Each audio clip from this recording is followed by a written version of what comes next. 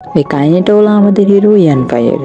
ছোটবেলায় সে দুর্বল হওয়ার কারণে সবাই তাকে মারধর করতো। এই দুর্বলই তার কাল হয়ে দাঁড়ালো এবং তার সেক্ট বলেছে সে যদি শক্তিশালী না হয় তাহলে তাকে সেক্ট থেকে বের করে দিবে। এক রাতে তার কপাল বদলে গেল।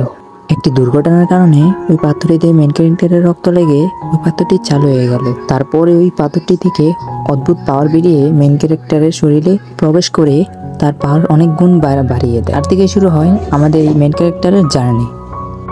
কাহিনী শুরুতে দেখতে পাই আমাদের ইয়াঙ্কায়ের সাথে একটি স্টুডেন্টের মারপিট চলছিল। সে মারার তো দূরের কথা, সে উল্টা মার খেয়ে একদমই অবস্থা খারাপ, সে নিজেকেও বাঁচাতে পারছে না।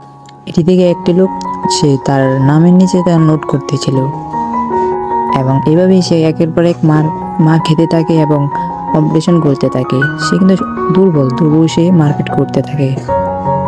লিংসা প্রবীণের এল্ডার এসে তাকে চেক করছিল এবং বলছিল তোমার নার্ভস অনেক দুর্বল, যার কারণে তুমি কখনো কাল্টিভেট করতে পারবে না। এখানে মার খাওয়ার থেকে তুমি এক কাজ করো, এখান থেকে চলে যাও। এটা শুনে ইয়ান ভাই বলে না, আমি এখান থেকে যেতে পারবো না, কারণ আমার একটি স্বপ্ন আছে, আমি অনেক পাওয়ারফুল হবো। তখন এল্ডার বলে আমি জানি তুমি আমাদের স্টুডেন্ট, কিন্তু আমরা এমন স্টুডেন্ট রাখি না যে অনেক দুর্বল, ও কাল্টিভেটও করতে পারে না। তুমি এখানে থাকতে পারবে, কিন্তু একটা শর্ত আছে, আমাদের সেট নিয়ম অনুযায়ী তুমি এখানে কাজ করে থাকতে পারবে। আমি তোমাকে স্টুডেন্ট হিসেবে রাখতে পারবো, কিন্তু তোমাকে আমি 3 বছর সময় দিলাম। এই 3 বছরের মধ্যে তুমি তোমার বডি টেম্পারেচার 3rd লেভেলে যেতে হবে এবং এই 3 বছরে তুমি যদি ব্রেক থ্রু করতে না পারো, তুমি জোর জবরদস্তি করে এখান থেকে বের করে দেওয়া হবে। তার কাছে 3 বছর সময় ছিল এবং এই 3 বছরের মধ্যে তাকে পাওয়ারফুল হতে হবে। ট্রায়াল ডিসেবল হয়ে বডি টেম্পারেচার 3rd লেভেল যাওয়ার জন্য তার সিনিয়রদের সাথে অনেক রিকোয়েস্ট করে ফাইট করতো।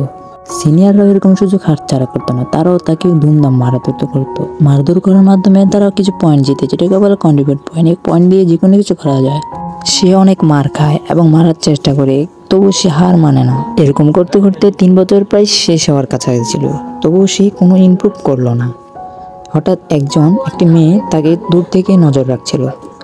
সে কি করে তার পুরোটা সে ভালোভাবে দেখছিল। সে অনেক মার খাওয়ার পরও তার অবস্থা অনেক খারাপ হয়, কিন্তু তারপরে সে হার মানে না। তো সে উঠে একটি লাথি মারে তার অপোনেন্টের উপর। অপোনেন্ট উঠলে গিয়ে দূরে ছিটকে যায় পড়ে।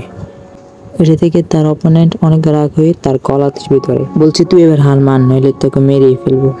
এবং শরীরে অনেক রাগ রেখে থাকে, একটা আছাড় মারলো নিচে। আছাড় মারার পরও আমাদের মেন ক্যারেক্টার সে আবার দাঁড়িয়ে গেল।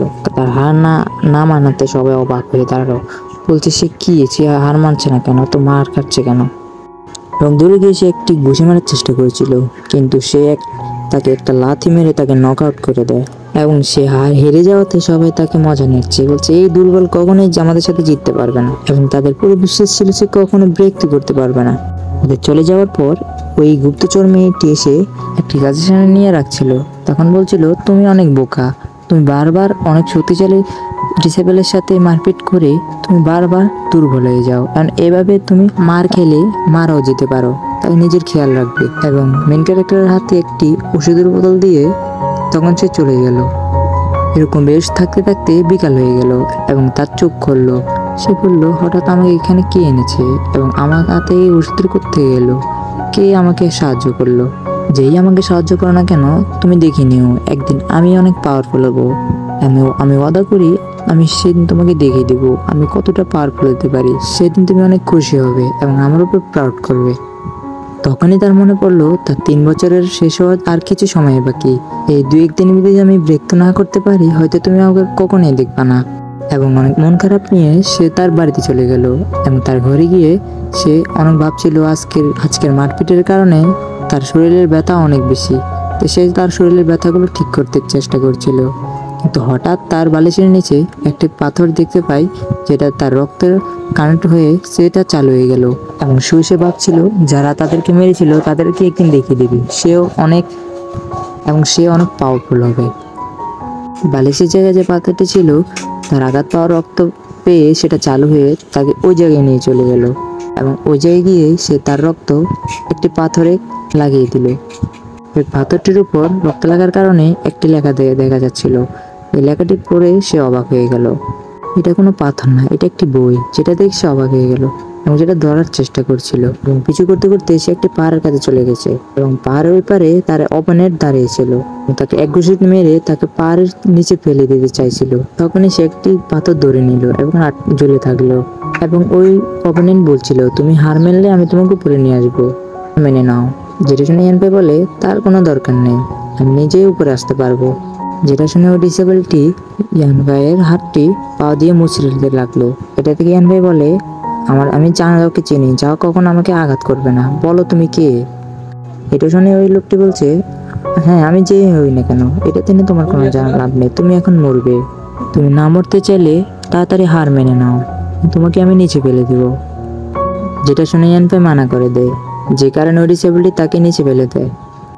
নিচে পড়ে সে পানির নিচে চলে যায় এবং হঠাৎ কিছু চেন এসে তার গলা মুচড়ে ধরে এবং তাকে টেনে নিচের দিকে নিয়ে যেতে শুরু করে এবং সে কোনো মতে চেন ছুটে উপরে আসতে শুরু করে। ইয়ানকাই ভুল করে একটি চেন ছিঁড়ে ফেলে, যার কারণে ওই লোকটি উপরে আসতে শুরু করে। ইয়ানকাই কোনো মতো উপরে উঠে সে দেখতে লাগলো এটা কি জিনিস, জানি না আমি কোথায় এসে পড়েছি আর আমি এখানে কি করে এলাম, সে বুঝতে পারছি না। এবং ওই লোকটি বলছিল, এটা তুমি ভয় পেও না, এটা তোমার ব্রেনের ভিতরে, আমি তোমার ব্রেনের ভিতরে কথা বলছি এবং তোমার ভিতরে যে পাওয়ার ছিল ওই পাওয়ারের কারণে আমি জেগে উঠেছি, তার কারণে তুমি আমার রিয়েল বডি দেখতে পাচ্ছ। হাজার হাজার বছর ধরে আমি ওই পাথরটিতে বন্দি ছিলাম, তোমার কারণে আমি আজ আজাদ হয়ে গেছি। এর জন্য তোমাকে পুরস্কার হিসেবে আমি তোমাকে তোমার বডিকে অনেক শক্তিশালী করে তুলবো। এটা শেষ হয়ে কিন্তু সে তখন ইয়ানকাইকে ধরে তার ভিতরে সকল পাওয়ার শুষে নিতে লাগলো। এই প্রসেসের জন্য তার অনেক ব্যথা করছিল, সে মনে করছে এখন মরে যাবে। তখন একটা আত্মা এসে বলছে, তুমি এভাবে হার মানতে পারো না, কারণ তুমি অনেক স্ট্রং, তুমি হার মানবে না। এটা তার মায়ের একটি আত্মা, যেটা অনেক বড় সিদ্ধি এসেছে, তুমি কখনই হার মানো নেই, তাই তুমি হার মানো না। এটা শুনে ইয়ানকাই বলে, আমার কোনো বাসার কোনো ইচ্ছা নেই, আমার কোনো ভরসা নেই এখানে বাঁচবো যে। তখন ওই ছোটি বলে, তুমি এর থেকে আরো কঠিন সময় পার করে এসেছো, তাই তুমি কখনো হার মেনো না। যতদিন তোমার ভিতরে একটু পাওয়ার আছে ততদিন পর্যন্ত তুমি হার মেনো না, তুমি দেখিয়ে দাও তুমি পারবে। আমার কাজ ছিল তোমাকে সাহস আনে দেওয়ার, তাই আমি এনে দিয়েছি, তাই আমি এখানে চলে যাচ্ছি, আমার কাজ শেষ, তো ভালো থাকো, বাই। এই কথাগুলো শুনে ইয়ানফাইয়ের মনে জোশ অনেক বেড়ে যায় এবং সে তার সেই মাস্টারের সাথে অনেক ফাইট ব্যাক করে জিতে যায় ওই ফাইটটি এবং খুশি হয়ে সে ভাবছে এটাই তার প্রথম জিত, যে জীবনের সে প্রথমে জিতেছে। এর সাথে তার শরীরের পাওয়ার বাড়তে থাকে এবং এর সাথে তার ঘুম ভেঙে যায় এবং সে দেখছে এটা কি হইলো, এটা কি স্বপ্ন ছিল নাকি বাস্তব, এটা কি হয়েছিল আমার সাথে, সে কিছু বুঝতে পারছে না। এবং হঠাৎ দেখতে পাচ্ছে যার শরীরের সকল ব্যথা বুধা চলে গেছে, তার ইনজুরি সব ভালো হয়ে গিয়েছে। এটা থেকে সে কাল্টিভেট করতে বসেছিল কিন্তু সে পারছে না, এটা থেকে সে কিছু বুঝতে পারছে না। সে ভালোভাবে দেখছে এটা কি হলো আমার সাথে, এটা কি স্বপ্ন ছিল নাকি, সে ভাবছে ওই বইটার কথা এবং হঠাৎ ওই বইটা ওর সামনে ওর হাতে চলে আসছে। সে ওই বইটাকে ধরে দেখছিল ভালোভাবে, এটা কি বই, এটা হঠাৎ আমার কাছে আসছে এবং বলে এরকম বই অনেক অনেক দামি হয়। সে ভাবছে এটা হয়তো স্টোর বুক হতে পারে, যেখানে অনেক ট্রেজার ওটার ভিতরে লুকিয়ে রাখা যায়, যেটা ভেবে খুব জলদি তার দরজা জানালা সব বন্ধ করে দেয় এবং এই কথাটা সে সিক্রেট রাখতে চায়, কারণ কেউ যাতে এর ব্যাপারে না জানে। তারপরে ওই বইটিকে সে ওপেন করে এবং ওপেন করার পর দেখতে পায় 6-7টি পেজ এবং একটি পৃষ্ঠায় একটি গোল্ডেন বডি নামে কিছু লেখা ছিল। সে এটা ভালোভাবে পড়ছে, লেখা ছিল যে এই গোল্ডেন বডিটা শেখার পরে তার দ্বিতীয় পৃষ্ঠা খুলবে। এটা দেখে ওই পৃষ্ঠার যে টেকনিকটা সে টেকনিকটা শিখতে লাগলো। এটাতে লেখা ছিল যে সূর্য অস্ত গেলে এই মেথডটি ইউজ করে ট্রেনিং করতে এবং এটি দেখার পর সে কয়েকদিনের পর সে ভালো ট্রেনিং করে কিছু প্র্যাকটিস করে সে গোল্ডেন বডি অ্যাচিভ করতে লাগলো এবং সে ট্রেনিং করছে কি কিন্তু থেকে লাগছে কেউ তাকে দেখছে। দেখে ফেলার ভয়ে সে তাড়াতাড়ি প্র্যাকটিস বন্ধ করে সে এখান থেকে চলে গেল। কিছুক্ষণ পরে ওই লোকটি সামনে আসলো এবং এই লোকটিকে তা এখন আমাদের দেখালো না। পরবর্তী দেখতে পাই ইয়ানকাই যারা দিচ্ছিল গাছ থেকে ওই মেয়েটি তাকে দেখতে থাকলো। মেয়েটি অবাক হয়ে দেখায় সে পুরোপুরি সুস্থ, তার শরীরে কোনো আঘাতের চিহ্ন নেই। হঠাৎ পিছন থেকে একটি গাড়ি আসতে থাকলো, গাড়িটি এসে আমাদের মেন ক্যারেক্টারের সাথে ধাক্কা লাগতে লাগলো। মেন ক্যারেক্টার কোনোরকম সে গাড়িটিকে থামিয়ে দিল এবং ওই মোটা ছেলেটি বলছে, ভাই তুমি ঠিক আছো কিনা। তার কথা শুনে মেন ক্যারেক্টার বলছে, আমি ঠিক আছি।